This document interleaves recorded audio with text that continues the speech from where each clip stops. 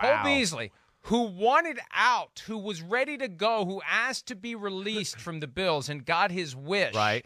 And retired earlier this year. He was on the Buccaneers practice squad, called up to a couple of games, and stepped away. He's coming back to the Bills for the stretch run. And, not the same skill set as Odell Beckham Jr., but it's another body at the position.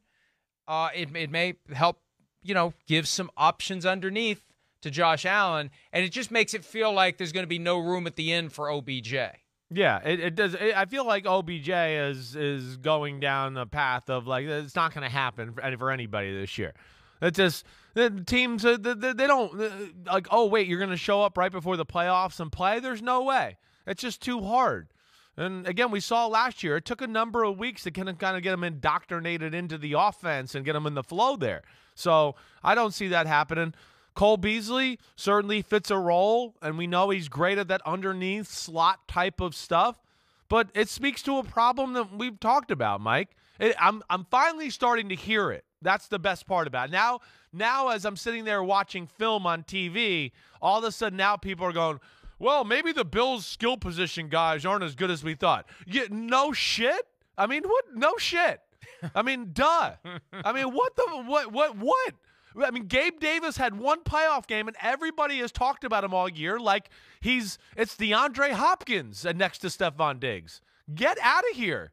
The Bills are not it's too Josh Allen-centric. It is, period. It's, hey, Josh, run. Hey, Josh, throw a laser. Hey, nobody's open. Scramble and then throw a laser. They're dropping the ball in that department, in my opinion. And again, I know they're going to be one of the final four in the AFC. I get that. But, like, they want to go to the Super Bowl, and I don't know if this move makes me feel that much better or anything like that, to where it puts them over the hump or makes me view them in a different way. But you know what? I'd rather plug a guy back in who was very effective in that offense, who knows the offense, and doesn't have to go through that transition. I hear you there, yeah. Getting to know everyone in a compressed time frame. Because, look, the clock has run out on OBJ. It seems like it. Anything. Right. And this attitude that he expressed last week, we haven't had a chance to talk about this. The Thursday night appearance on the alternate broadcast with LeBron James and Maverick Carter, and he says, I don't see the point of playing in the regular season. I just want to play in the postseason. Are you kidding me? Well, no teams don't think that. Right. You don't just walk through the door and say, here I am for the playoff game. Who are you? Oh, you're the quarterback. I mean, you don't know anyone. You don't know the offense. Here's what Odell Beckham Jr. doesn't understand.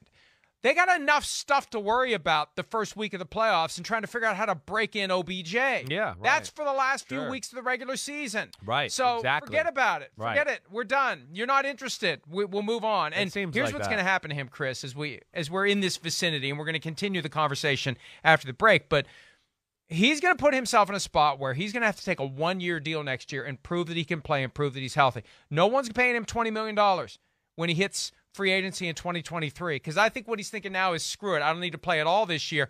I'll just sign with a team in free agency. I'll even get a head start because I don't have to wait till March. No one's paying him what he's looking for until they see him play. He's going to have to do a one-year deal or a long-term deal that has a clear out for the team after 1 year, so he can show that he can stay healthy, that he can play at a high level. He's on the wrong side of 30 as receivers go, as any football player except a quarterback goes. Mm-hmm. It's not good to be over 30. It's just and the problem is the players can be very delusional about it. They need to be so confident they're delusional. And I don't think anybody close to him is telling him this isn't the right play, Odell.